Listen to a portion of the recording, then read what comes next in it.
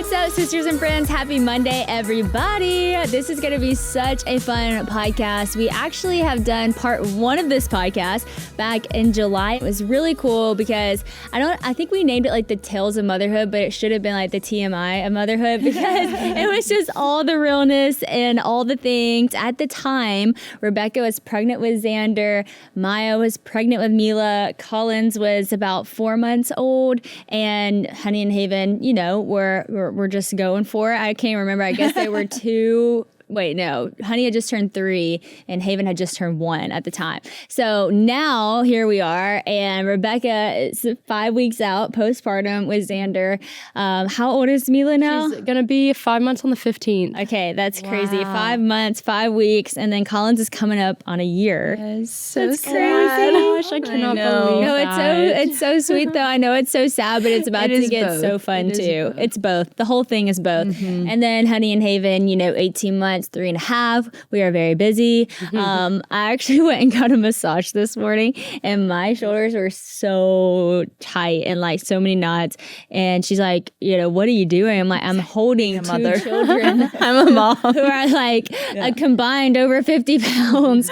And so, so we're all in the thick of it. And we asked if you guys had any questions revolving around pregnancy, motherhood, postpartum. And y'all sent in so many great questions. I mean, honestly, this is so good. So I want us to get into those questions. But first, just want to have a little check-in with everybody where we're all at. So Freddie, how's everything been? Collins turned in a year. What are your highs and your struggles right now?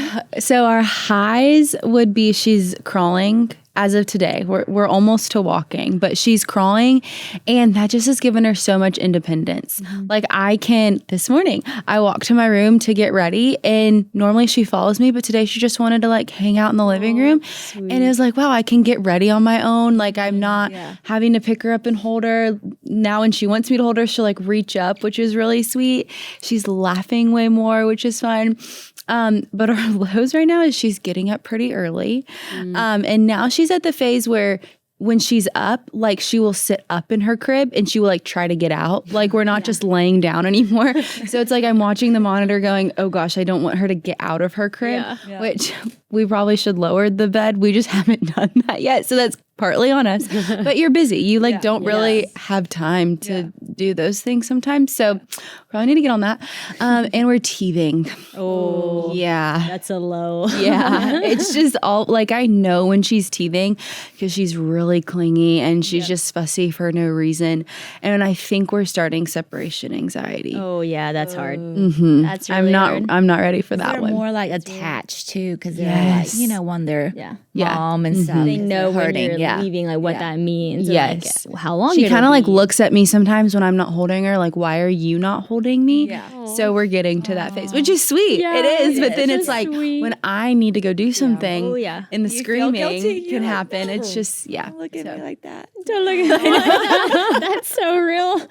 That's so real. That's sweet. How's Mila doing? Highs and lows right now? Good. Okay. Highs would be Mila is finding her voice finally. So she's starting to coo. She's starting to laugh, which I just like love so much because I feel like I'm like finally seeing like her personality, if that makes sense. Yeah. Because I feel like she was such a sleepy baby. Like for the first few months, like that girl can sleep. Like she still to this day loves a privilege. to sleep. That is a blessing. It is a blessing. It is a blessing. But also I'm like, well, this is fun. Like, you know what I mean? So I love to see her laughing and cooing and finding her voice. And I have been like, I feel like she should be like cooing by now. Like, why isn't she doing this? But now she is. That's so exciting. It makes me excited. So she doesn't do so it all funny the time. You say that though, because I remember Googling like what to do with a 3-week-old. Yes. Because I'm such I a was there doer. too. And I'm like, what should we do? Because you just sleep and sit there. Should I Yes. play a game? You can't play a game. Yeah. Should I get a toy? You don't even care. You know? Well, and then people ask you like, oh, what's their personality? And you're like, Like, am I supposed to know what her personality is? I have no idea. She just sleeps all day and burps and poops. It's funny. It's kind of like coming from like the first time mom because you know when they sleep so much you worry. You're like something's Yes. wrong. I need to wake Yes. them up. But then once you have multiple, you're like, Oh my gosh, Let them like sleep. let them sleep. This is such a great thing, you know. I remember like worrying about like having to wake him up, like checking his like breathing to make sure everything was still breathing, you I know. finger like under her nose, I like didn't realize it's such a privilege. it's It so is. true. Like when Honey was walking fast, I was like, yes, like trying to get her to walk, and then Haven started walking at 10 You're minutes. like, I'm oh, like, no. what? Like, no, we didn't have to do this so soon. You know? Like, wait a So minute. funny. It's funny you said that, Rebecca, because I was at the doctor and I was like, she's just sleeping so much. Like, should I be worried? And they're like, well, how many hours would you say? And I'm like 95% of the day. And she's like, oh yeah, baby should sleep like 23 hours. And I'm like, oh, got it. Yeah, Cool, yeah. That made me feel better. That's so funny. Okay, what's the lows right now? Lows are, we are getting over a huge roller coaster of weeks on end of Mila being sick and not testing positive for anything, which I wouldn't want her to, but in a sense of like, we are not getting answers for any of her health problems. And we were having so many, and they just felt like they were stacking on top of each other. And we just kind of felt like, man, I don't know where we go from here. Like, what are we doing wrong? Like, what do we do? What's wrong with her? But I feel like we're finally figuring out what it is. Finally, we're on the rise, we're on the uphill.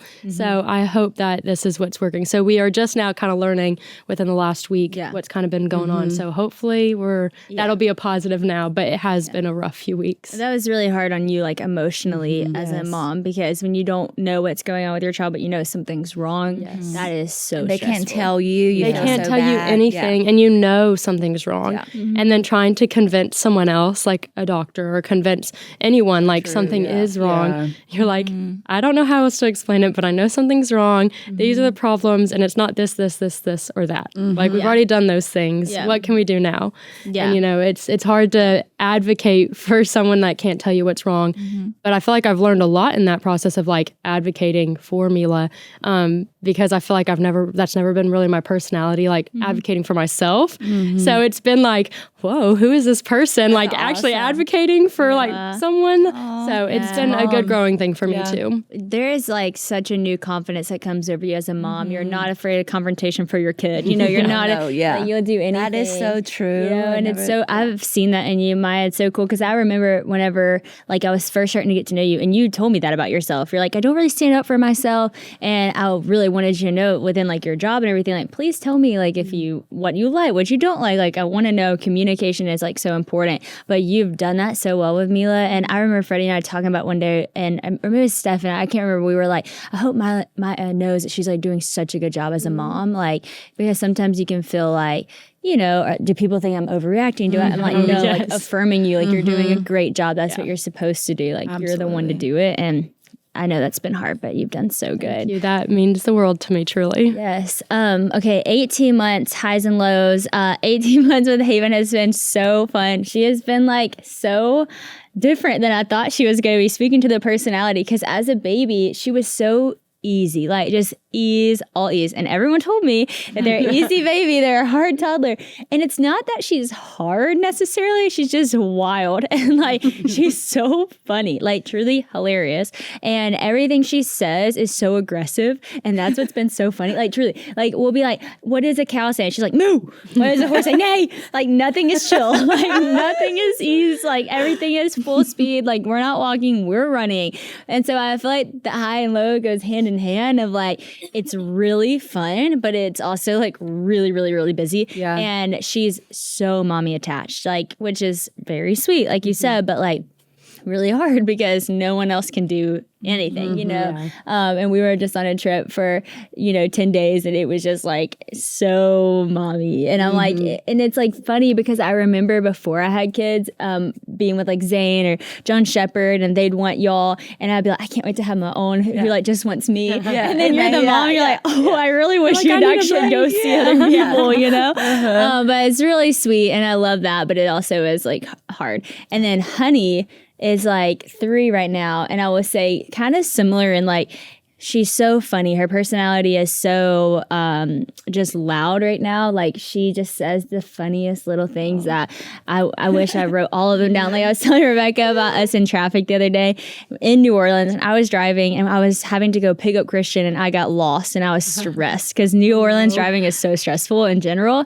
And it was rerouting me with kids in the car. Yes, with 2 kids. And honey was like talking my ear off, and it was trying to reroute me to Bourbon Street. And I was like, no, I am not driving down Bourbon Street. If I get stuck on Bourbon Street with my 2 little ones, one, I don't even want to go down Bourbon Street. So then I like intentionally missed the turn, which then was like putting me even further away from Christian. And I'm seeing like the time on the map go up. I'm like, oh my gosh. So I'm like, honey, you have to stop talking because I'm lost. And then she goes, you're not lost, mommy. I said, I am lost and I'm stressed out and I just need you to be quiet for a little bit. She said, mommy, we will make it together because we are Anna and Elsa. Like just like that. It was like so funny. So like That's the fun amazing. is fun, but the sass is sass. Like it is like, whoa, your words can like be really funny and also like daggers. And so I feel like some of the punches pack a little bit heavier right now because you're like, that was intentional. Yeah. That hurt. So that's kind of what we're going through Isn't right it now. crazy too to think that like your kids' words can hurt you? Like, you know what I mean? Like never did I ever think, like not that Mila's speaking, but like I'm thinking about like Honey and I'm like, yeah, that would probably hurt my feelings. No, Honey has hit me with some power punches. And yeah, it's crazy because you think in your mind she's 3 years old. Yeah. But I'm like, but it still was kind of like brutal because I'm like, you knew that was going to hurt me and you chose to say it. Yeah. So that's new for sure. If you're like me, then you might have thousands of photos in your camera roll just stuck there on your phone. If you're looking for a way to keep those awesome memories alive from gathering dust on your photo app, then you need to check out AuraFrame. AuraFrames were named the #1 digital photo frame by Wirecutter because they make it easy breezy to upload and display unlimited photos and videos right from your phone. You can even preload an AuraFrame with a personalized message for a one-of-a-kind gift for someone that you love. The high-resolution displays makes your photos look like real prints, and they'll appear instantly on the frame whenever you upload from anywhere in the world. Those cute vacay pics don't have to wait until you get home. Plus, the Aura app gives you complete control over who has access to the frame, and you can also invite as many friends and family members as you want. This is a gift that truly keeps on giving. I've gotten it for several people for Christmas, and my mother-in-law just got one. She just got one for her mom for her birthday. So this is just always a win. If you just want a solid win as a gift, Aura Frames is where you should be shopping. So save on the perfect gift by visiting auraframes.com to get $35 off Aura's best-selling Carver matte frames by using promo code WOW at checkout. That's Aura, A-U-R-A, frames.com with the promo code WOW. This deal is exclusive to our listeners, so make sure that you get it now in time for the holidays. Terms and conditions apply. Rebecca, you have your hands full, 3 kids. What are some highs and lows at the moment? So it's like such a chaotic but sweet season, you know, and I just, the third one was kind of like a little surprise on plan. So I didn't know how I was going to handle it, but it was really a lot better than I thought it was going to be. And the older siblings are handling super well. And Holland is like the sweetest big sister. And she, and she didn't want to have a brother. Actually, at first she like convinced she was having a little sister. Aww. But then now she loves everything about having a little baby brother. And she's so helpful. And I love seeing that. And like Zhang too, and just the dynamic, it's really sweet. And sometimes I look at ourselves, I'm like, wow, this is really like complete. I feel like, so sweet. In a way it was like, it wasn't planned, but then I can't see any like work, like change anything now, Did you think it was complete before, Xander? Yeah, Did you feel that? Yeah, so I thought so, but now like I look at us, I'm like, wow, it really is. And I'm like, Holland is the second child, the middle child. She cannot like be the baby. She, and it really helped her step into this, like, she has like responsibility and she really has done better. And just not That's as, she's kind of, and, I don't know if you've seen her lately with like, she's really kind of like out of her shell more. She is, yeah. And playing, and so I just see that. She played with Honey and Haven the whole night. And it was so funny because she wanted Honey to hug her so bad. And Honey if someone wants her to do something, she's not doing it. Oh, So, she was so upset when y'all left. I know. She was like, honey didn't give me a kiss and a hug. I know, but then I sent Haven in there, and Haven was like hugging her and like kissing her, and Holland was cracking up. She thought it was so funny, but she was still like, honey, and honey's like out the door, and Haven's like, Oh, it was so funny. she was like, I'm so excited. I'm seeing my cousins, like, you know, and She used to not be like that. yeah, she, it's been like really sweet. And, you know, Honey and Ella was talking about having a sleepover or something. And then they all came over to me and said, we're going to have a sleepover, but Holland doesn't want to. And then Holland was like, no, I want to. I just want to do it at my house. And then Honey was like, well, we can, maybe me and Ella can do it. You don't have to do it. And then she was like, no, I want to do it. I just want to do it at my house. The three girls are hilarious. So sweet. But yeah, so it's been really sweet, but obviously it's so hard. Like, and you know, at breakdown to individually, Zhang's been in a way kind of like back to, I think he has PTSD from when I had Holland and just how needy she was. And so he's been kind of saying like, now he can express himself. He tell us at night, you know, he doesn't get enough attention and all that. And one day which I'm glad he can tell that to us. And he told John Ray one day, he was kind of having just a hard day with, you know, we weren't available for them. And he said, I really just want to have a normal like breakfast that we used to go eat breakfast all the time. So John Ray took him in the morning to go get breakfast like at 7 a.m. And it was just like he wanted to do that because, you know, and so it was really sweet, but I know it's hard for him, you know, but he is handling really well. And with Holland, she is regressing with her potty training, which I've read before. Like everyone always tell you don't start new big life changes till, you know, at the same time. So like we started potty training kind of like right before Xander was born. And now she was doing so good. And now she is kind of regressing. And then we actually had a funny story. Rebecca came in today. Came in fresh. I was like, oh, you're in it, Rebecca. Are you sure you're ready to do a whole talk on motherhood? And then we were like, but this is motherhood. Yeah. I was crying last night, like sad crying, but now I can crying, like laugh crying now. So I feel like I can share the story. It's so real. That is motherhood in a nutshell. Yes. Last night I was crying actual tears. Today I will cry out of laughter. Yeah. So last night, Xander had like just a blowout, you know, and it was like a bad one that leaked through his like clothes onto my shirt and then onto like just everything on the couch, you know.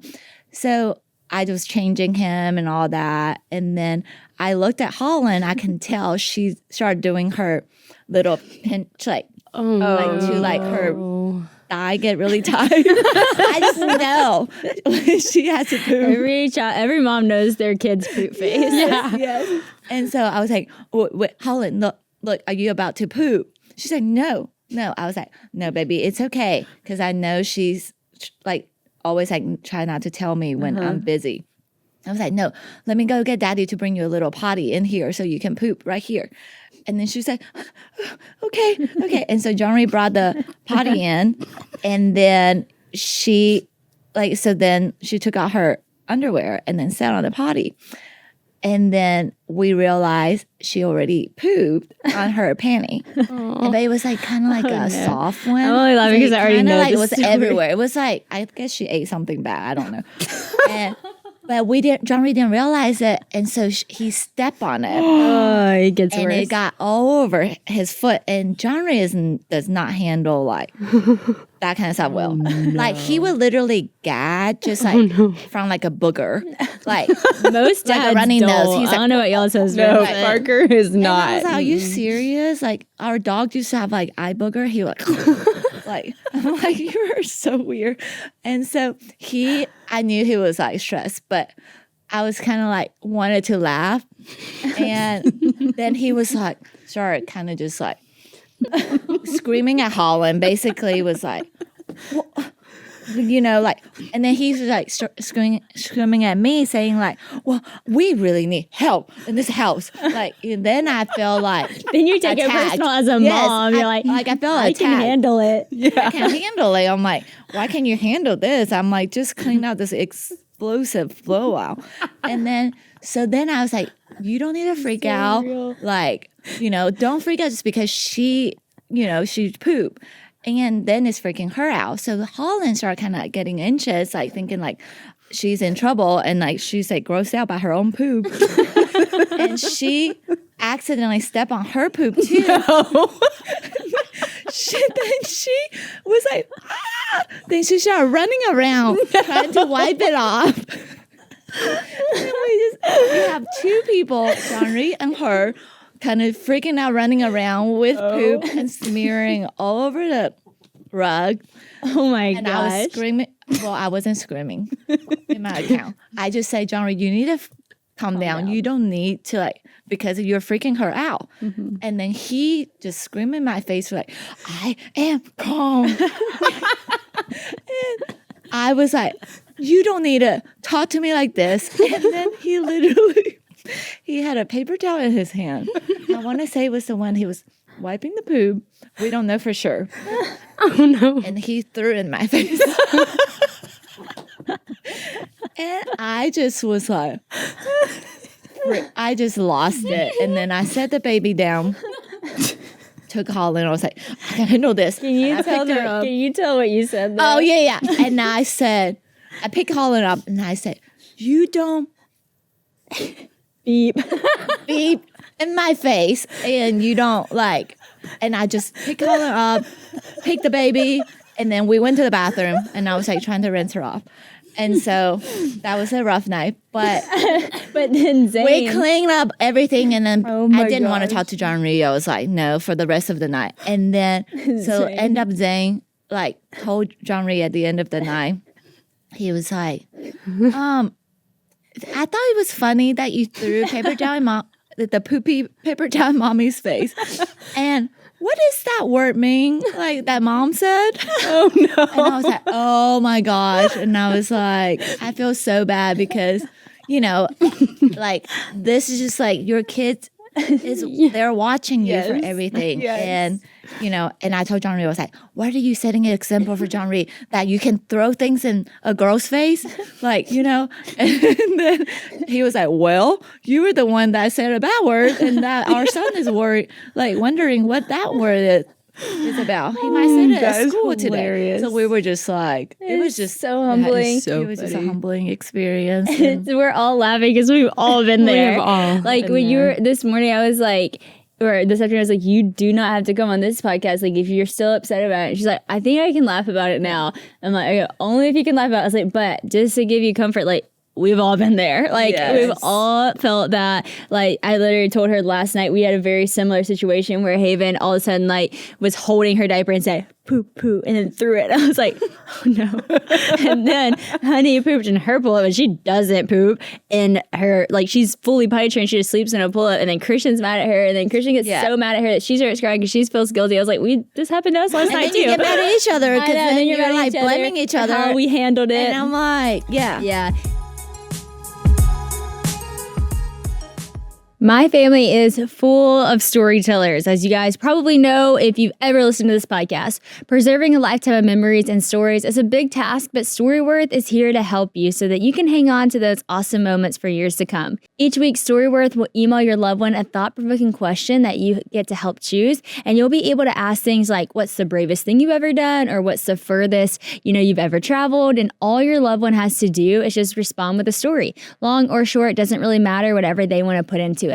You'll get a copy of their responses as they're submitted over the course of a year, and then Storyworth will actually compile all of the amazing stories and photos into a beautiful, fun keepsake book so that you get to revisit those memories for generations to come. With more than 35,000 5-star reviews on Trustpilot and millions of stories preserved over the last 10 years, it's clear that families are loving Storyworth just as much as we do. Honestly, this is such a great gift. I talk about this with podcasting all the time, but before podcasting, I don't feel like I asked asked as many intentional questions, and I'm so glad I have. Even asked my family members intentional questions because I know their stories now. I actually got my grandpa Storyworth, and we got his book at Christmas, and he printed it out for the entire family to have, and it's such a treasure for us. My great grandma's actually working on her Storyworth right now, which is just so special for our family to have. So help your family members share and capture their stories this holiday season with Storyworth. Go to storyworth.com/whoa today and save $10 off your first purchase. That's Storyworth, STORYWORTH.com/whoa to save $10 on your first purchase. Storyworth.com/whoa. It's totally real, which leads me to a question many people have about mom guilt, which I think that mom guilt goes in like so many different directions. Like you can feel guilty for saying a word you shouldn't have said. You can feel guilty for doing an action you shouldn't have done. You can feel guilty for not even doing something wrong, but like needing to go to work and your kids are home, or feeling like, what if I fed them formula, I didn't breastfeed, or I did this too long and not that, or I didn't know they were sick. Like there's so many different things. So what have y'all's run-ins with mom guilt been, and how have you begun to overcome it, or have you overcome it? Freddie, you want to kick us off? Yeah, I the think counselor. the counselor. You don't have to be a counselor right now. You can be a friend. I struggle with mom guilt. I think it's so odd because I don't know this like to be true, but I just think like I wonder pre-social media like how moms felt about mom guilt. Like, is it induced by social media? Totally think so. Because there's so many things I see, and the first one that kind of came to my mind was like this mom that said she was like checking her emails during bath time, and her child looked at her 10 times during bath time wanting to make an emotional connection, and she wasn't looking back, and how she was emotionally neglecting her child. And I was like, oh my gosh, have I emotionally neglected my child? And so it just has caused a lot of, and that's just one example, but many things like that. But I don't know, I think there's so many like different areas of mom guilt. For me, it's more so like I want to be present when I'm with my kids. Right now, just one, but like eventually when we have more, I want to be present with all of them. And sometimes I struggle with like going to work. Sometimes I don't. We've talked about this. Sometimes I'm like, thank goodness I get to go to work. And sometimes I'm like, I wish I was staying home. But most recently, there was an event where Collins was coughing really, really bad. And I just thought like she had a bad cough. I didn't really think about it because she wasn't acting weird. And Parker was like, why have you not taken her to the doctor yet? Like her cough is really bad. You need to take her. And so I was like, okay, maybe I'll take her in the morning. He's like, no, you like need to take her. And I kind of was like, all right, well, nothing's like, she's fine. Like she's going to be okay.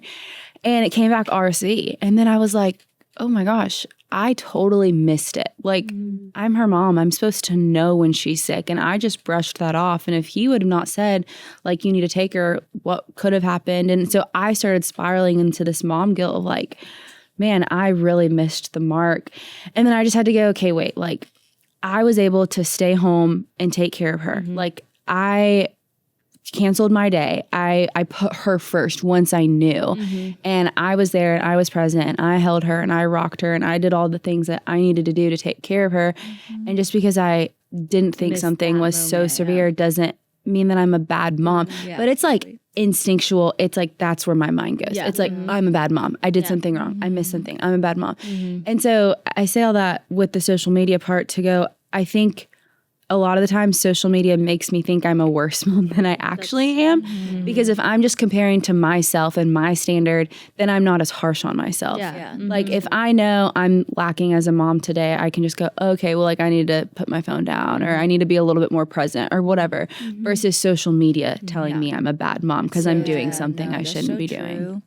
That's real. No, that's so true. I think social media plays a huge, I think it's become like, it is a true feeling you feel, but it's become like such a bigger deal and like almost like a buzzword kind of like mom guilt. But I feel like with social media, it makes you feel guilty for things you shouldn't even feel guilty for, because that's not even like what makes you a good mom. That's just something that mom did. That's a good idea, but not like the standard for all moms or motherhood and what it has to be. My thing with mom guilt, like I used to feel guilty for like working and stuff, and then actually Dr. Amos on this podcast like switched everything for me whenever he said guilty moms will raise confused kids. He was like, be a confident mom. He's like, be confident in your decisions. He's like, if you're going to work, and be confident in what you're doing and how you're doing. And when you get home from work, if your kid's sad that you're at work, don't start feeling guilty and I should have been. So like, Mommy went to work and let me tell you what I did. And let me tell you what I got to be a part of. And it's so cool because yesterday I got home and Honey I said, what was your favorite part of your day? Which I always do.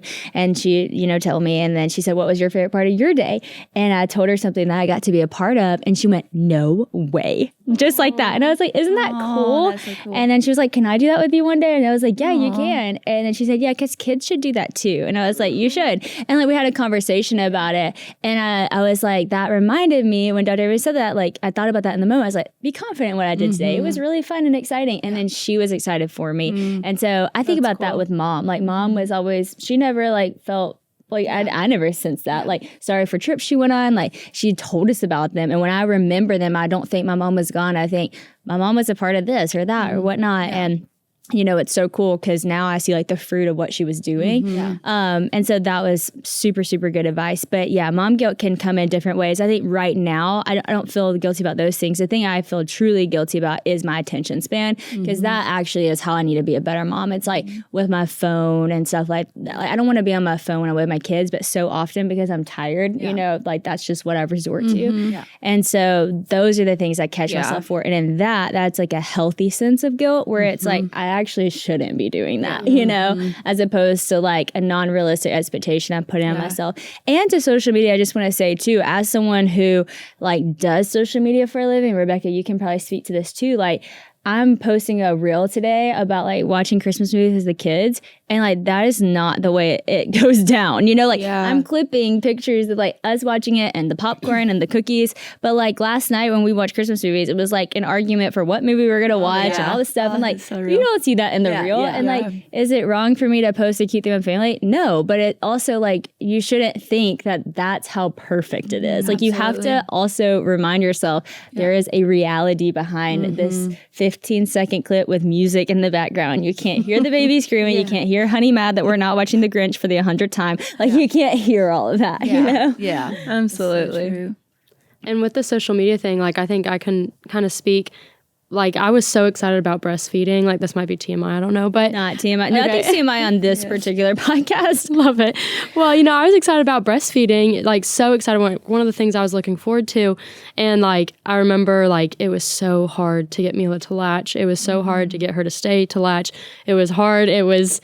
She was crying. I was crying. Isaac was stressed. Like everyone was stressed in these moments. And I remember one night in particular, like it was like a 2 a.m. feeding. I was trying to get her to latch. She wouldn't latch. I'm like hard as a rock. I like am leaking everywhere onto my nightgown, onto Mila, onto everybody except for like where it was supposed to go. That's so and real. I remember just like being so, just like crying and just so like upset at myself. And I remember laying in bed and like getting on Instagram because I was like, I just need to like forget what just happened. And like the first video that popped up was like a mom that was talking about like breastfeeding is the only way there's a connection with you and the baby and it's the most peaceful thing. And I was like, oh my gosh, that was like not peaceful. That was not me and Mila were not connecting. Like we were not connecting at all. And I remember after seeing that video, I told myself, I was like, oh, like, I'm going to continue to, like, breastfeed. Like, we're going to keep doing this. And, like, for weeks after that, I was, like, pushing for us to breastfeed. And finally, one night, I just had a breakdown, and I, like, could not do. I had mastitis, clogged ducts, like, because she was not, getting anything. She was hungry. She hadn't gained any weight. And I just remember Isaac being like, why don't you just exclusively pump this one time and just give her a bottle and see how she does? I'm like, no, I can't. Like, she's not going to, like, no, like, I can't. She's not going to connect with me. Like, she's going to connect with the bottle, like, not me. And I remember him be like, just go take a bath and I'll get the bottle ready. And I was like, okay. And after I came back, I was like, okay, let's just try it. Like, she's probably not even going to like it. And then she, like, immediately latched the bottle, drank the bottle, was so happy. It was the first night she slept through the entire night. Wow. And I was like, okay, Lord. Thank you. I appreciate that. Yeah. And that's just such a social media thing of, like, I saw one video after a night that was so hard that it like made me stubborn to any other idea or open to any other idea for weeks, which like was so difficult. Like it could have easily have been resolved. But you were like, that's the only way. That's the only way. Yeah. Every situation is so different too for moms and breastfeeding. And I think like social media, moms who breastfeed are like so proud of the fact they're breastfeeding, and they should be because it's a beautiful thing, but it's like share so much. And it is hard for the mom who's like, I want to do that, but it's not like that. And I really got to see that with having 2 kids be so different, because honey, it was so hard not happen and everything going wrong, like what you said.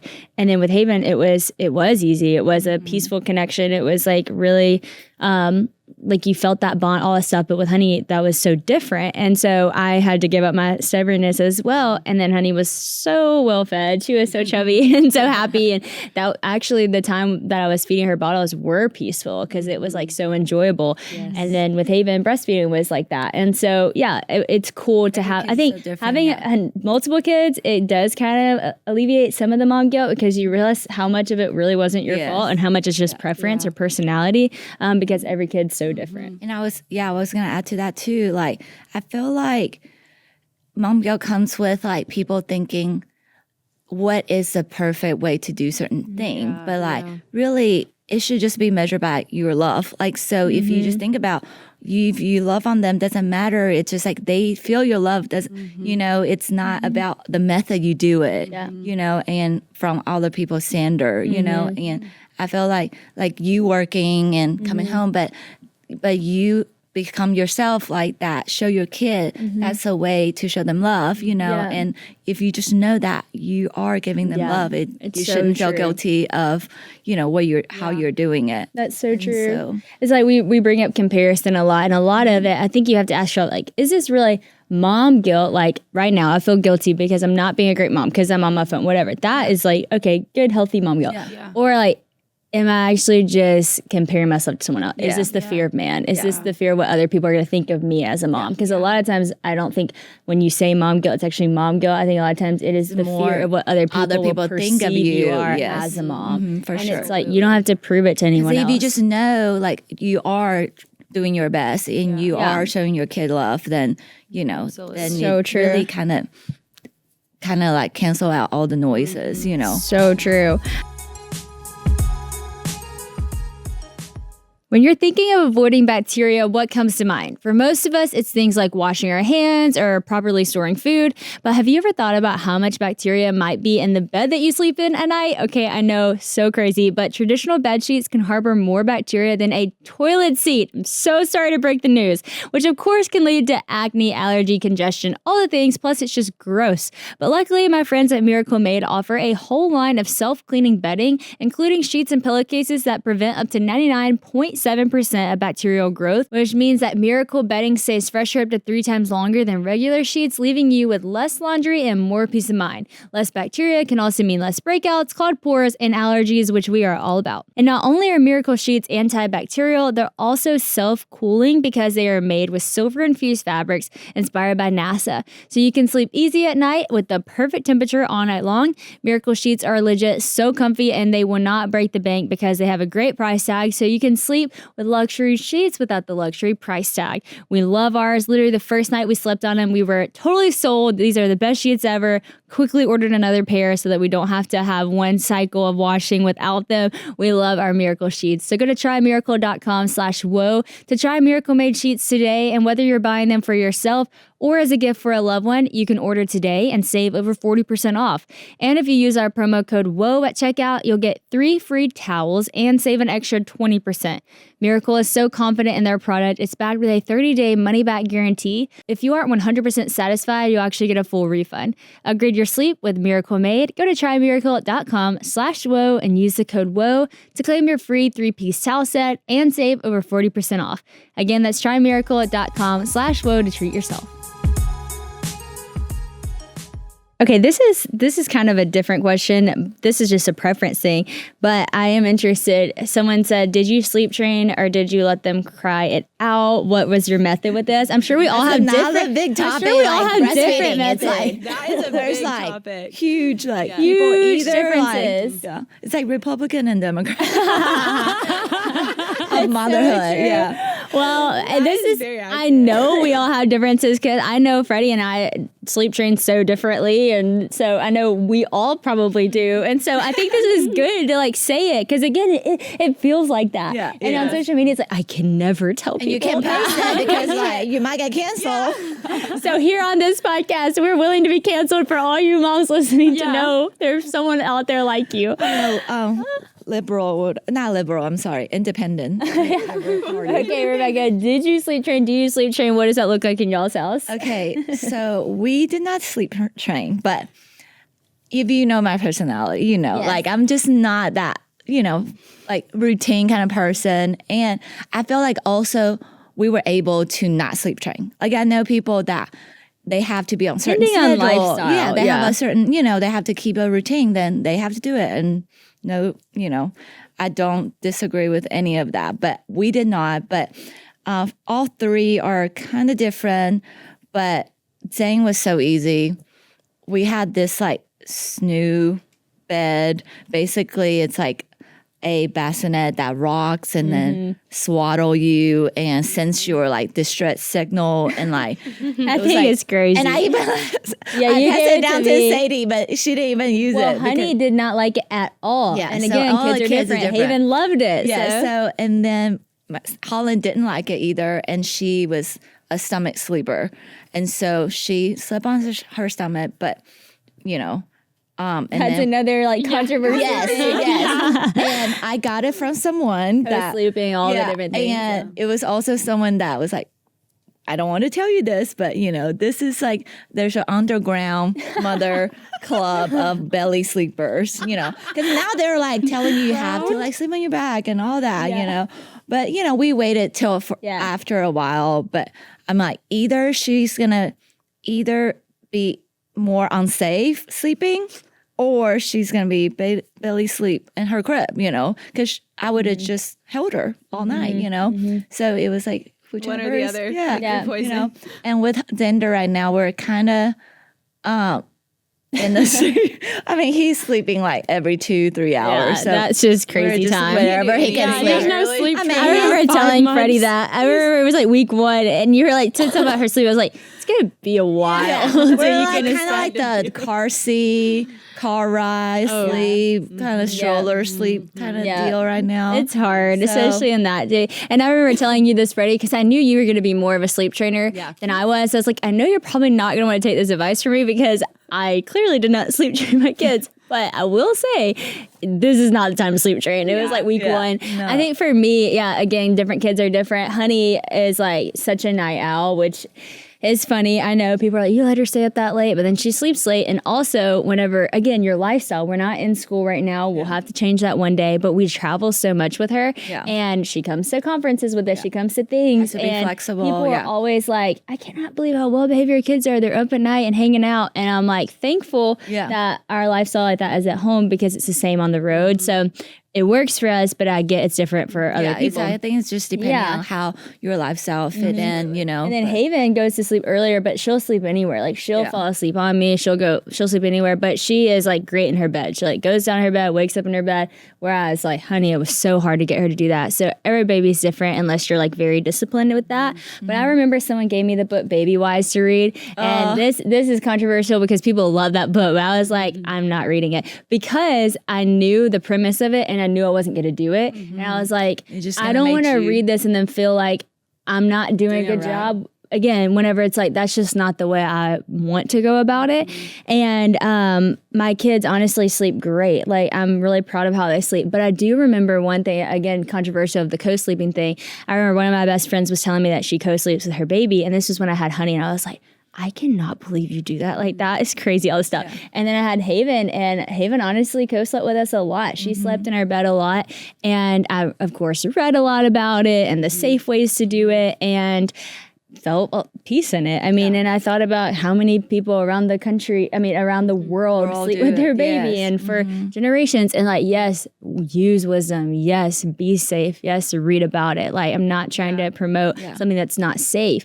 But that worked. And so I think, you have to like take the pressure off and like think practically too, like, why is that a rule? You know, why is that a rule? Yeah. And a lot of times it's because bad things have happened, but how did that happen? It wasn't safe, you know, that kind of thing. Yeah, for sure. No, definitely. I feel like I'm such a type BA mom. Like, I'm not an A mom. I'm not a type B mom. I'm like kind of somewhere in the middle because I wanted to sleep train, but I also didn't know when to start. And some people tell you to start like week 2. I could not. I don't think I could have done that. Like mentally, that is not for me. But we were very loose with it. Like, I remember about 3 months in, I'm still getting up every 3 hours, and it was rough. Like, I could not sleep. But also, Sadie, I remember you telling me, like, sleep when the baby sleeps. I couldn't do that. Yeah. I could not nap during the day. I was, like, not doing it. So nighttime was my only time. So I was, like, really struggling for sleep. And I remember going to my pediatrician, and I was like, she's still, like, waking up every 3 hours. And she was like, how old is she? Like, how much does she weigh? Like, asking all these questions. And she was like, she's trying to like be in a routine, and this is now a routine, you getting up every 3 hours with her. And I was like, oh, okay. So now I felt okay to start sleep training. And I remember she told me, she said 3 nights is really hard, but you just got to do it for 3 nights and then you'll be in the clear. Let them cry it out. Let them cry it out. And I was not against crying out, not for it. Like, I didn't have a stance. I know people are very opinionated. Like, babies cannot self-soothe. People say like it's impossible for them to self-soothe. And I don't really stand by that. I think babies can learn to do that. So I was like, okay, I can do this for 3 nights. And I did it. And truly, that 4th night, she slept through the night. Like, it was exactly 3 nights. How many months was it? 4 months. We're at 4-month mark, she was sleeping through the night. But she was the same way as Haven. Like, she could fall asleep anywhere. So I am glad that we didn't start that till later on. Yeah. Because when you do like traditional sleep training, it's like they are asleep by 7 in their crib. Oh yeah, sound you have machine, to like dark sit, room. It's very strict. And we just it didn't fit our lifestyle. Yeah. Like, we want to be able to hang out with our friends and stay up late and do things like that. So when we do, we just like put her down and like the pack and play at someone else's house. Like, we do that a lot at Sadie Christians. Yeah. And then we'll just wake her up when she we're ready goes to go. down so easy. And she is like this. Yeah, she's so it's so great that I feel like we did what fit our lifestyle. Like, we did a little bit of both, and I'm so glad because she does sleep great, but she's also very flexible. In my opinion, that's so healthy because it's like, when we're home, they do have a schedule. It's not everyone's schedule. It's our schedule. It works for us. But like, it's also flexible enough to that when we need to do something else, they are flexible. And I think that's a gift. I think looking back, because I want to hear your thoughts, Mya, too. Looking back on like the early days and all that stuff, someone actually did say, like, what would you tell yourself? And I think this is what I did tell myself going in with Haven, as opposed to like what I did with Honey, was like just to enjoy it a lot more and not try to put the pressure, because you do go in hot the first time. You're like, I'm going to do this and I'm going to do this and we're going to train that. And that's how you do and then you're like, don't do that, because it's like, what is even happening with my life? And everything's crazy. And I think with Haven, I just let myself enjoy it. I just kind of went with it. And so that way I'm not like putting the pressure on it. I can just wake up when we wake up, go to sleep when I go to sleep. And yes, it's hard and you cry, and postpartum's postpartum, but I enjoyed it so much more. And, you know, some of that was just the difference of the two, but a lot of it was just the pressure I put on myself with sleep training and stuff. What about y'all? We, Isaac and I are both night owls, and we also have a crazy schedule of, he's a coach, so we have late games. You know, he coaches 30 minutes from here, so then there's another drive, you know, to get back home. And then, you know, we serve at youth group on Wednesday nights, like, you know, and then you just want to hang out with friends too. So we're both night owls. We've always been night owls. And so there really has not been any sleep training for Mila. She's also a night owl, loves being up. And if she's tired, she'll go to sleep whenever she wants. And so really she has the training, I guess you could say, quote unquote, that we do have, is that she lets me know when she is tired. Like, I can tell whenever it's a cry of, I'm tired and I just want to be like laid down to go to sleep. And so, and if I do that, she'll go straight to sleep and she loves it. And so I think that's the quote unquote training that we do have, is that she her knows to let signs. me know when she's tired, and then she can go to bed when she wants to. But she is a night owl, but she's also a morning person. Like if she does happen to wake up and it's like 3 a.m., I like go in there she likes to fake cry. So that's the stage we're in right now. That's funny. It's so soon. Yeah, so soon. She'll let this fake cry out. She just wants me to go in there and put her passy back in her mouth. So I put it back in her mouth, and then she'll start laughing at me. Like she's like, haha, and it falls back out. And she's just smiling. Her legs are kicking. And she's just laughing. I'm like, it's 3 a.m. Like, it's not morning yet. But she's like, yeah. So and then, I wake her. Isaac, my husband, takes her to work. So I usually takes her to daycare on his way to work. And so she usually gets up at 6. And so, like, even though she stays up kind of late, she still gets up at 6, but is like, happy as can be, loves it. She pretty much knows when she's supposed to wake up too. Yeah. So that's all about your baby, what they need, what your family does. And it's funny because we're all kind of similar, but then like our sister-in-law, Mary Kate, she is like kids asleep by 7, they're up by 7, like sleep training, and it works so great for their family. It would not work for me because I don't want to get up. We are just now eating dinner at 7, and no one's up at true. 7, but I am now. I'm trying to do better at that, but not typically. And I think it changed. It works for them. Yeah, it changed too. Like, because with Zane, like now he's in school, so we have to kind of adjust to that sleep schedule, Yeah. And it's like, it doesn't hurt to just try everything. Because I remember with Holland, I was so desperate. I was like, I'll try anything. Like, I'm not opposed to anything. So I read everything different, took like sleepless, like consulting classes and all that. So we try different things and see what will work, And so really at that point, you just want to survive. And then you're like, okay, I'll try, and see which ones stick. Yep. Do what works for you. I know we're running out of time, so I would just briefly mention this just for encouragement for all of you people listening. So someone said what to do if you're terrified of pregnancy, motherhood, but you've always wanted to be a mom. And I just wanted to encourage you because one of my best friends, she was so scared to be a mom, and she was so scared to have a baby. Really, she was scared of the pregnancy part and the labor part and all that comes with it. And she is truly one of the best moms I know now. I call her for mom advice all the time. And it's just amazing to see how she's really worked through that fear. And I remember her working through it before she even got married. Like this was before she even got married. She would always just be like, I'm so scared of being pregnant one day. I'm so scared of being a mom. And I remember her working through that in our friendship before we even met our spouses. And it's so cool now to see her married and be such an incredible mom. And I learned so much from her. And so like work those thoughts out with the Lord, no matter what stage you're in. And also just, I hope you hear in us, I think everybody's a little scared. Everybody's overwhelmed. Everybody's like not quite sure, like, am I doing it right? All the different things. Like even in this conversation with some of my best friends and sister, we're like, should I say that I co-slept? Like, should I, because you're nervous because you don't want to do it wrong. But I think even your heart's desire to do it right just shows you're a good mom, just even being willing to ask the questions, have the conversations, pray the prayers, and God really will equip you with everything you need to be the mom that you are. Like if he put the baby, knit the baby together in your womb, then he made you a mom for a reason. And so lean into him, let the Spirit help you be the mom that you are, and you're going to do a great job. And you're going to need friends to ask questions to, and you're going to need the Spirit every single day. But that's what being a mom is, friend. And so just want to encourage you. I hope just hearing our stories just let you take a deep breath and know that you're not alone. You're doing a great job. And for those who don't have children yet but desire them, start praying into it now. Start asking questions. It's so fun to listen to podcasts like this and think about the mom that you're going to be one day. And we love doing these kind of podcasts. I'm glad we did a part 2. Per usual, send in any questions if you want a follow-up because, I'm sure we'll have many more stories to tell. But thank you guys. Y'all are amazing, and I learn from y'all every day.